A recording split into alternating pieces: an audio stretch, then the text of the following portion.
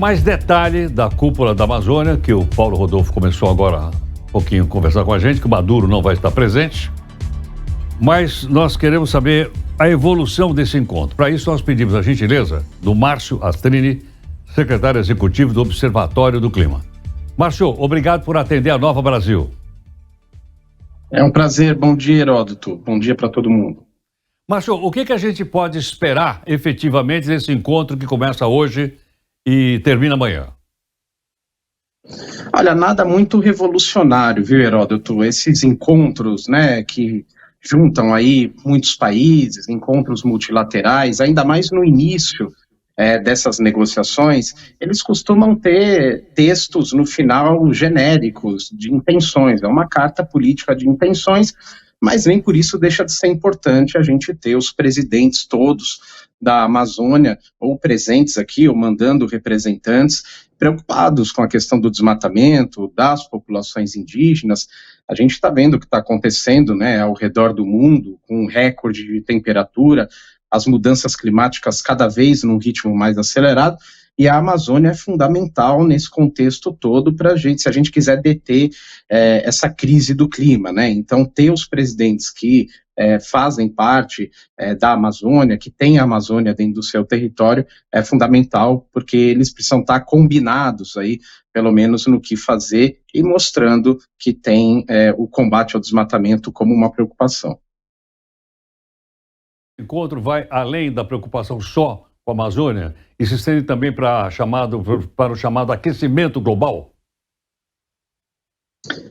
Vai sim. A Amazônia é extremamente importante para o aquecimento global, para as mudanças climáticas. Só para a gente ter uma ideia de tudo o que o mundo emite hoje, a gente tem na Amazônia estocado em forma de carbono cerca de 5 anos. É 5 vezes mais do que o mundo emite em um ano, né? A floresta também, ela regula muito o clima aqui na América Latina. Boa parte das chuvas que é usado pela agricultura no Brasil, em outros países como a Argentina, essa chuva vem da Amazônia. Essa chuva também é a chuva que abastece os reservatórios das hidrelétricas.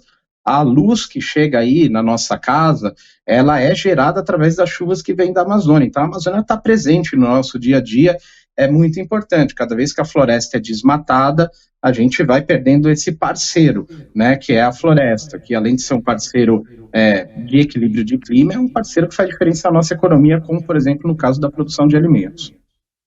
Márcio, quando a gente fala em Amazônia, a gente lembra do estado do Amazonas, no Brasil. Mas, na verdade, ele se estende por outros estados da Federação Brasileira. Quando a gente fala em Amazônia, a gente lembra Brasil.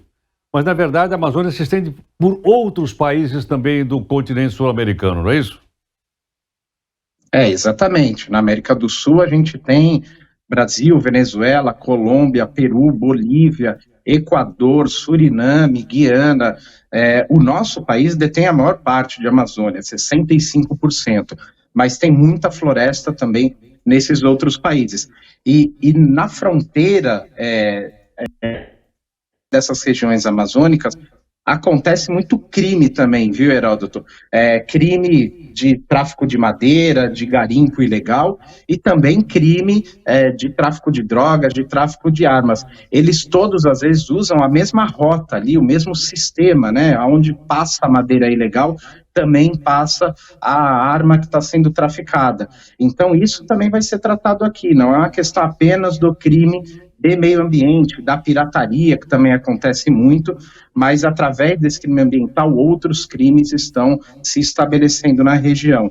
E você está correto também, a Amazônia, ela inclusive é metade do Brasil, né? Metade do nosso país é a Amazônia, é ocupado pelo território, pelos estados que tem a Amazônia, são 9 estados brasileiros que estão aí nessa denominada Amazônia Legal, que é uma forma da gente estabelecer quais são os estados no Brasil que compõem a Amazônia.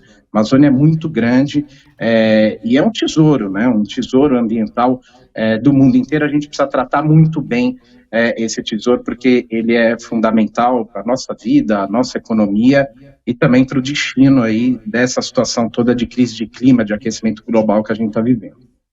Márcio, a gente, logicamente, estamos de olho, né, no desmatamento da Amazônia no Brasil. Temos divulgado e chamado a atenção da comunidade brasileira.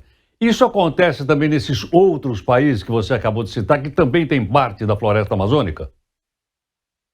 Em alguns acontece, em alguns a preocupação do desmatamento é bastante grande, mas nem em todos, infelizmente. A gente tem, inclusive, propostas de países que são mais avançadas do que o que a gente tem aqui no Brasil. A Colômbia, ela chegou a propor que nesse tratado, que está sendo discutido aqui em Belém, os países assumissem o compromisso de não explorar mais petróleo e gás dentro da Amazônia.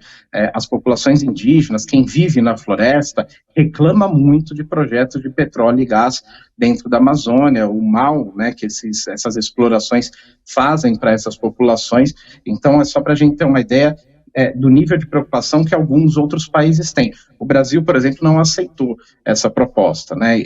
Alguns países aceitam também ter um objetivo de desmatamento zero para a Amazônia, coisa que o Brasil e o próprio presidente brasileiro fala muito e tem como compromisso. Então, esses países estão em diferentes níveis, alguns com muito mais preocupação, outros com menos. Também tem uma situação política bastante diferente, né? Alguns com uma democracia estabilizada, com presidentes eleitos e no poder, outros ainda com problemas eleitorais, estão vivendo crises políticas, e o que eles vão tentar fazer aqui é passar por cima dessas diferenças todas e ver se conseguem estabelecer aí uma visão comum de como tratar a floresta. Márcio, essa questão então de se explorar ou não petróleo na Amazônia, a gente tem ouvido cada vez mais informações de que a Petrobras está insistindo em explorar petróleo na foz do Amazonas, em que pese aí o IBAMA ter dado contra. Isso vai ser objeto também de conversa por aí ou não? Não especificamente, Heródoto, um projeto de algum país, né? Mesmo sendo esse. A gente acaba tendo esse tema muito mais debatido no Brasil. A negativa do IBAMA, inclusive, é uma negativa técnica. Ali tem um problema de segurança, né? E o IBAMA, vale lembrar que ele já deu mais de 2.000 autorizações para a Petrobras perfurar petróleo no Brasil. Então, não existe nenhuma decisão do IBAMA de não dar mais autorizações ou licenças para a Petrobras. É que existem alguns lugares que realmente você tem muito problema para explorar, e aí não pode. Aí, tecnicamente, você precisa de mais segurança, né? Demora mais o processo, a avaliação é muito mais difícil, às vezes, realmente, não tem a licença.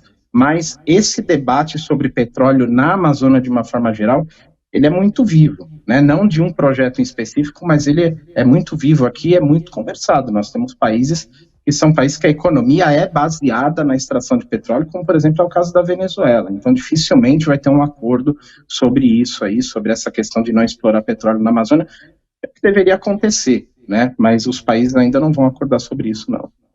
Márcio, e aquela questão de que a Amazônia não é apenas um mostruário, mas ela precisa ser explorada sustentavelmente. Isso vai ser tema também, já visto que já vem há algum tempo essa discussão, esse debate internamente aqui no Brasil? Isso com certeza, Heródoto. E isso daí é uma das chaves para manter a floresta em pé. Ela já tem valor, né? A floresta tem valor viva da forma como está, com ou sem a exploração econômica.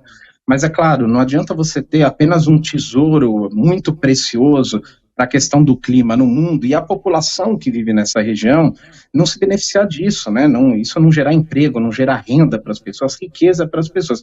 Tem como ser feito dessa forma, né? Existem mecanismos técnicos já, por exemplo, até na extração de madeira. Você pode extrair madeira de uma região de forma responsável, sem matar a floresta, tirando riqueza dessa extração e deixando a floresta se regenerar.